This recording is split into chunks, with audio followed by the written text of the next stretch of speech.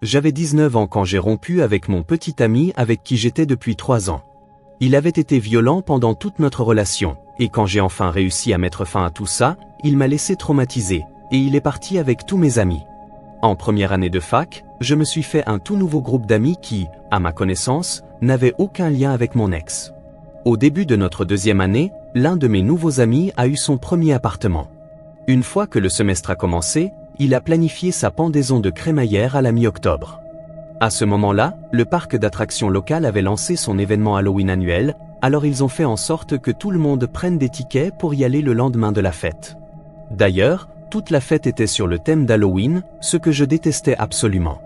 J'ai toujours été quelqu'un de facile à effrayer, surtout en étant encore en train de me remettre de plusieurs années d'abus, donc j'étais tout sauf ravi quand ils ont mis un film d'horreur. J'ai dû supporter tout le film en me cachant sous une couverture. Malheureusement, quand celui-ci s'est terminé, ils en ont lancé un autre. J'ai essayé de convaincre tout le monde de regarder autre chose, mais personne ne semblait vouloir m'écouter. J'ai donc compris qu'il ne me restait qu'une seule solution pour survivre à la soirée: boire plus vite que tout le monde jusqu'à m'endormir ivre morte sur le canapé. Ça a marché, mais mes cauchemars étaient remplis de démons et de tueurs qui essayaient de me torturer et de me tuer. Puis je me suis réveillé avec la pire gueule de bois de ma vie. Ma tête me lançait, j'avais la nausée, j'étais anxieuse, je vomissais et je transpirais toute l'eau que j'essayais de boire. Mes amis me laissaient agoniser, tout en me traînant dans un dîner pour un petit déjeuner tardif. L'odeur de leur nourriture me faisait presque vomir, donc évidemment, je n'ai rien pu avaler. À ce stade, je redoutais complètement l'événement Halloween du soir, mais je n'arrivais pas à leur dire que je ne voulais plus y aller, surtout parce que quelqu'un d'autre avait payé mon ticket. J'ai eu l'impression d'être forcé d'aller dans ce parc. Et avant même que nous puissions faire la queue pour une maison hantée, un malade avec une tronçonneuse a couru vers nous. On a tous hurlé, mais mes amis riaient déjà alors que moi, j'essayais encore d'éviter une crise de panique. Malheureusement, ça ne s'est pas amélioré une fois dans la soi-disant sécurité de la file d'attente de la première maison hantée. J'ai commencé à avoir des flashs, comme si j'étais hanté. Je voyais mon ex-partenaire dans le parc, derrière un coin de mur ou au milieu de la foule en mouvement. À chaque fois que je tournais la tête pour le regarder, il disparaissait. Une de mes amies a remarqué que je paniquais encore, et quand elle m'a demandé pourquoi, je lui ai demandé si elle avait vu mon ex quelque part. Elle a juste rigolé et dit que c'était ridicule. La manière dont elle l'a dit m'a mise mal à l'aise, mais j'étais incapable d'être sûr de quoi que ce soit. On approchait vite de l'entrée, et avant que je réalise quoi que ce soit, nous étions plongés tous les 5 dans l'horreur de la maison hantée. Des monstres surgissaient de partout, hurlant qu'ils allaient nous tuer et nous déchiqueter. Je suis resté au milieu du groupe en fixant le sol tout du long. Finalement, nous sommes entrés dans une petite pièce en métal. Il y avait du sang partout et une chaise de torture au centre, gardée par un homme masqué tenant une scie circulaire. Au lieu de nous poursuivre, il a commencé à parler, pour demander lequel d'entre nous il devait découper. J'avais à peine le temps de comprendre que j'ai entendu des ricanements derrière moi. Les filles m'ont poussé en avant.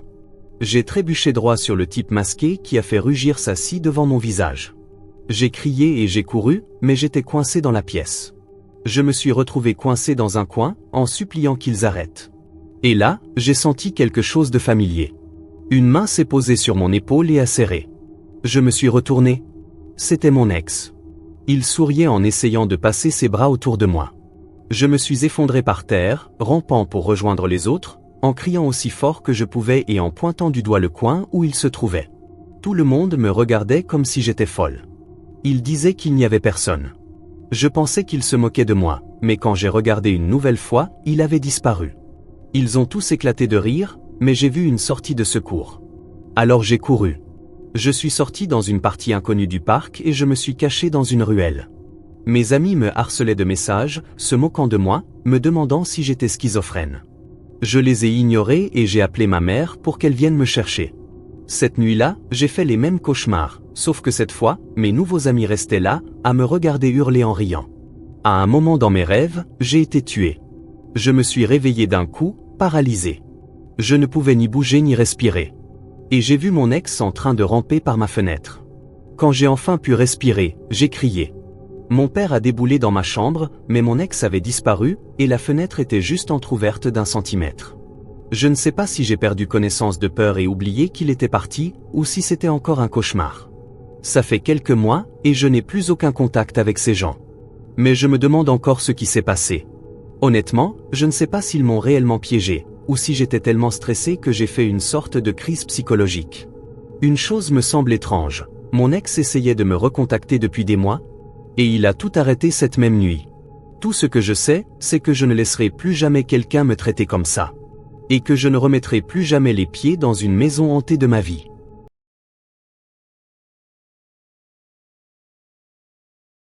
Lors de ma première année à l'université, je suis rentré chez moi une semaine avant Halloween. La foire du comté était en ville, alors un soir, j'ai emmené ma petite sœur et ses 2 amis qui étaient au collège. La foire était décorée pour l'automne, et Halloween donc, il y avait une maison hantée. J'étais déjà allé à la foire plusieurs fois, mais je n'avais jamais eu le droit d'entrer dans cette maison. Naturellement, j'ai essayé de convaincre ma petite sœur et ses amis d'y aller avec moi. Elles étaient trop effrayées par tous les acteurs ensanglantés et psychotiques qui traînaient à l'extérieur. Donc j'ai dû les suivre sur les mêmes manèges ennuyeux jusqu'à ce qu'elles finissent par avoir faim. J'étais le seul à avoir de l'argent, alors j'ai réussi à les convaincre d'entrer dans la maison hantée en leur promettant de leur acheter toute la nourriture qu'elles voulaient après. On s'est mis dans la file et j'ai immédiatement ressenti les mauvaises vibrations de l'endroit. Je n'arrêtais pas de sentir que tous les acteurs me fixaient, mais ma sœur et ses amis étaient déjà terrifiés, alors j'ai caché mon malaise. Il nous a fallu presque 20 minutes pour atteindre l'entrée, et une fois devant, les filles me voulaient rebrousser chemin. J'ai réussi à passer un accord avec la fille qui laissait entrer les gens. J'irai en premier, puis je ferai le tour pour prouver que tout était normal, et ceux derrière elle pourraient entrer avant, le temps qu'elle se décide. Après avoir réglé tout ça, je suis entré seul dans la maison hantée. Je me suis retrouvé dans un labyrinthe sombre et étroit, rempli de fumée artificielle. La seule lumière venait des coins où un type surgissait avec une tronçonneuse ou une machette.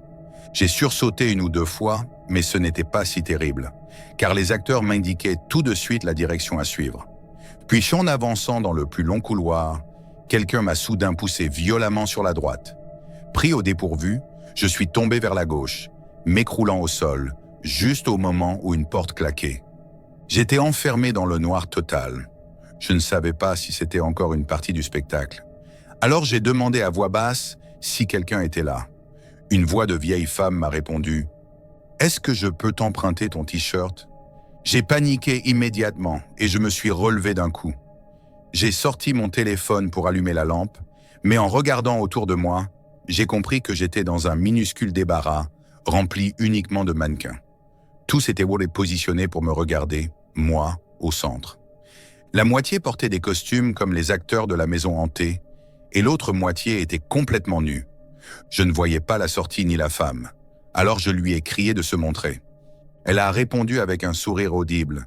« Regarde bien, chérie, je suis juste là. » Je me suis retourné vers la voix.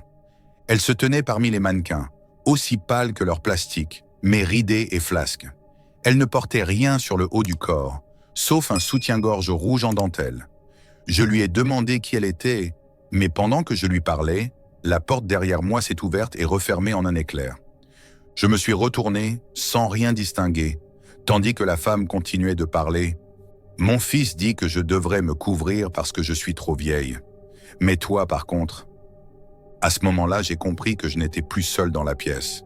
Il pouvait y avoir n'importe combien de personnes cachées derrière les mannequins, mais la faible lumière de mon téléphone ne suffisait pas à les révéler, peu importe combien je tournais sur moi-même. Finalement, j'ai repéré la porte par laquelle j'étais tombé.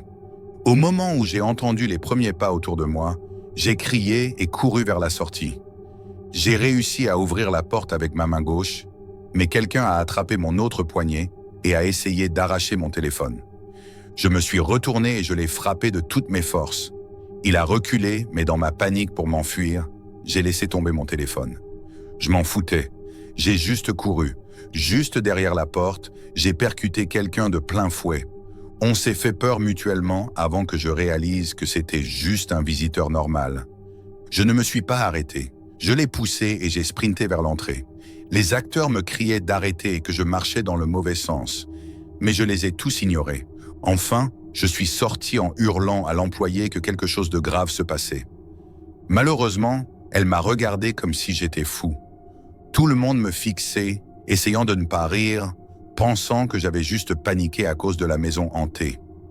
Puis j'ai remarqué que ma sœur et ses amis avaient disparu. J'ai secoué l'employée jusqu'à ce qu'elle me dise qu'un acteur les avait effrayées et qu'elles étaient parties. J'ai commencé à les chercher en panique, persuadé qu'on les avait attrapées aussi. Finalement, je les ai trouvées près d'un food truck. Je leur ai demandé ce qu'elles faisaient là, et elles m'ont dit que le vendeur leur donnait des churros gratuits. Le sourire du vieux type derrière le comptoir, j'ai tout de suite compris qu'il y avait quelque chose de louche chez lui aussi. J'ai tiré les filles de là et je les ai ramenées à la maison. Elles ont râlé tout le long, mais je n'allais pas rester là une seconde de plus.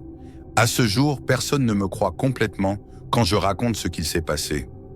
Parfois moi-même, je me demande si j'ai bien vécu ça comme je m'en souviens, mais je sais que oui.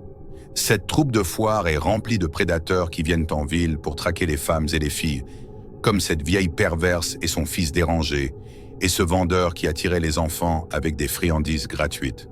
Le reste des employés ne sont que des complices qui ferment les yeux.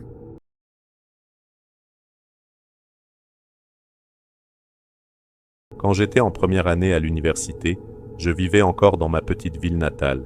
Je n'avais pas encore choisi ma spécialisation, mais ma passion, c'était le théâtre. Malheureusement, l'école n'avait quasiment pas de programme de théâtre, et en dehors de ça, il n'y avait pratiquement aucune opportunité de jeu d'acteurs en ville. Puis un jour, j'ai vu une affiche qui cherchait des acteurs bénévoles pour La Maison hantée du festival d'automne. Évidemment, j'ai sauté sur l'occasion, même si ce n'était pas payé. Dans les semaines qui ont suivi, je suis allé répéter mon rôle. C'était une attraction à très petit budget installée dans un petit entrepôt, et toute la maison hantée était montée avec des murs en carton, aussi fins que du papier.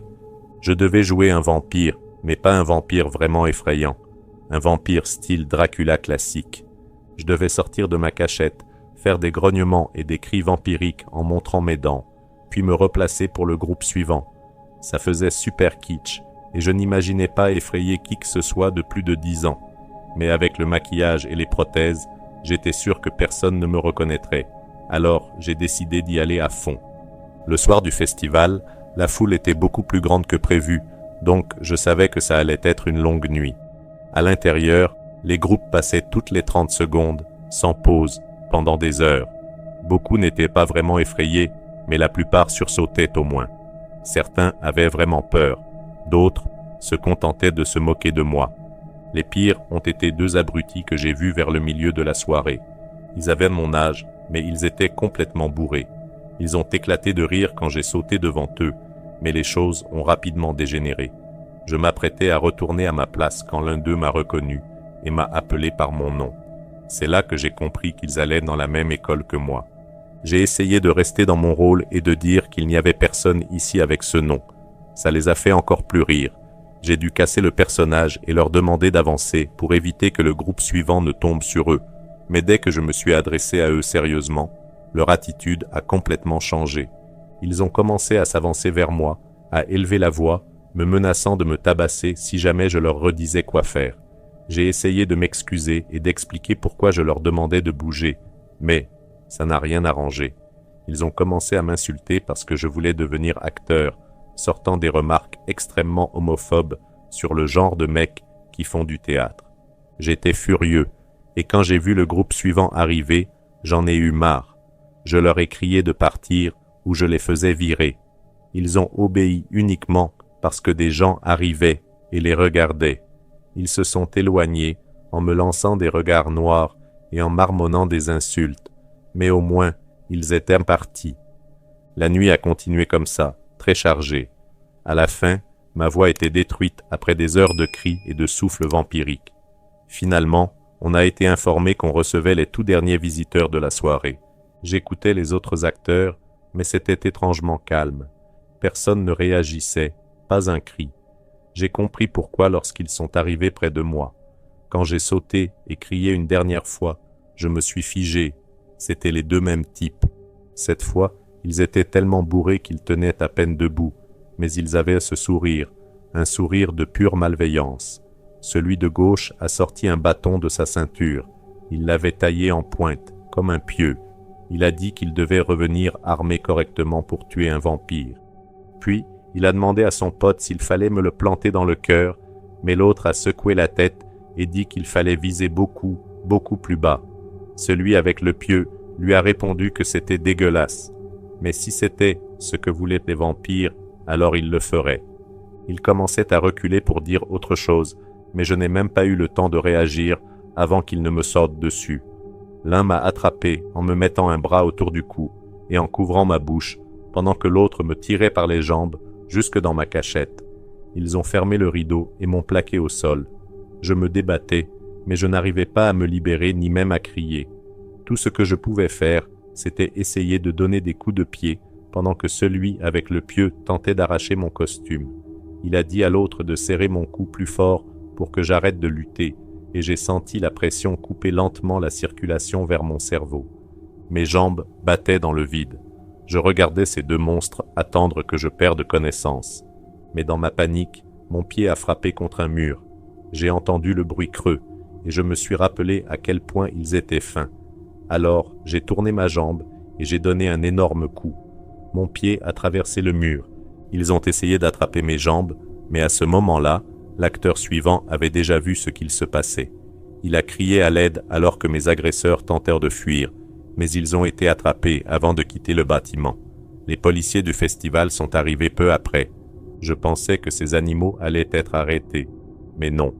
Les flics les ont laissés partir, disant que ce n'était qu'une blague d'Halloween, comme si j'exagérais ce qu'ils étaient réellement en train de faire. Je les vois maintenant presque tous les jours à l'école, et ils me sourient. Toujours ce sourire de psychopathe. Ils savent qu'ils s'en sont tirés, et ils savent qu'ils pourraient recommencer. Avant qu'ils ne puissent tenter quoi que ce soit, je compte bien me casser d'ici. Mon plan était de finir mon diplôme dans ma ville, mais dès que j'aurai obtenu mon associate degree, je vais transférer ailleurs, loin, là où je n'aurai plus jamais à voir leur visage.